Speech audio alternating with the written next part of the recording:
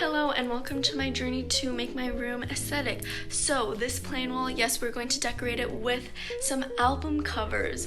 I already pre-printed them at CVS. I'm going to print them tomorrow, and I already have these. I have these foam boards, and I'm going to plaster the prints on them with this double-sided Scotch tape and then adhere them to my wall with this.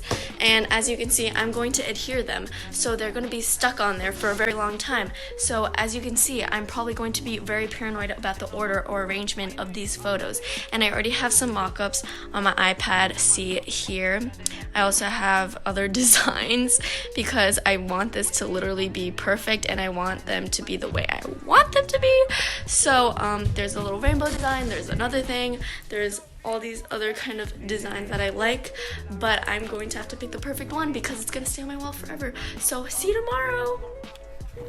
Hey, so basically my process was to pick up the prints and just get started with the process and then start hanging up. Here you can just see me admiring my prints that I got at CVS. All I did was order 8x8 and I think glossy prints.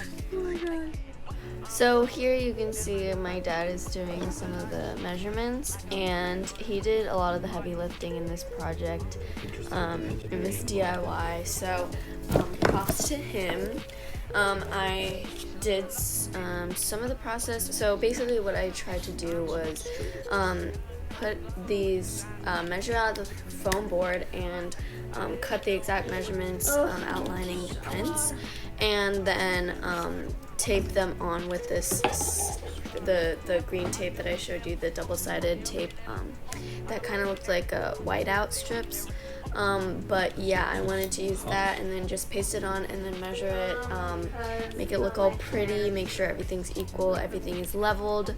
But yeah, that process took way longer than I thought it would because foam board, let me tell you, is very hard to cut by itself, like with a dull blade. So since we didn't have a very good box cutter with a sharp blade, we had to use this. It's a very old paper cutter.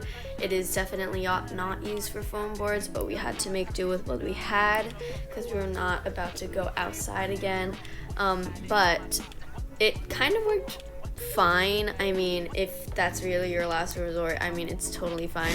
But yeah, we really had to make do with what we had in this situation. It was a very long process, but I watched a video and it said that there's actually foam razor cutters out there. So if you're ever going to try this project, definitely go get that because the cutting of the foam board was a huge process in this entire project. So it's a good investment to get that.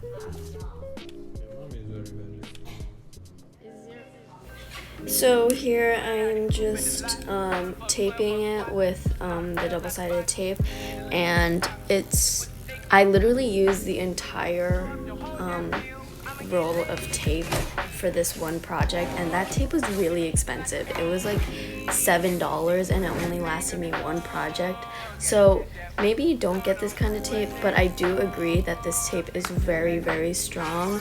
So if you're ever looking for a good tape, then use that, because I feel like if you're into scrapbooking or into maybe bullet journaling by any chance, that would be a very good tape to use because it is very strong, so you won't have to worry about it falling off or anything.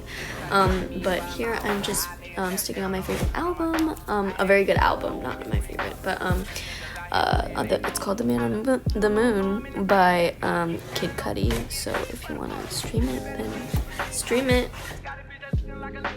So here I'm putting an album by Tyler, the Creator, and I have many albums. I had 12 in total, with 3 poster boards that were 16 by 20 each.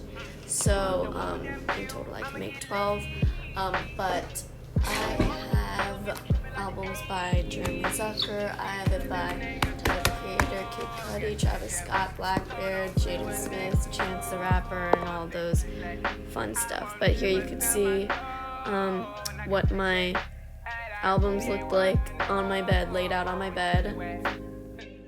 Sorry, I look really ratchet when I'm doing this, but this is basically just a time lapse of me making the album, placing it on.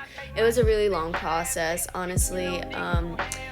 Not recommend on it. Oh, that's my brother.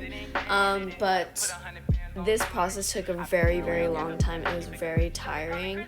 I just switched to my iPad, but by the end of it, it got a lot easier. Make sure you use a leveler. Make sure you have the right measurements. We did 3 inches up and down, and then for like 0.2 inches far apart. So yeah.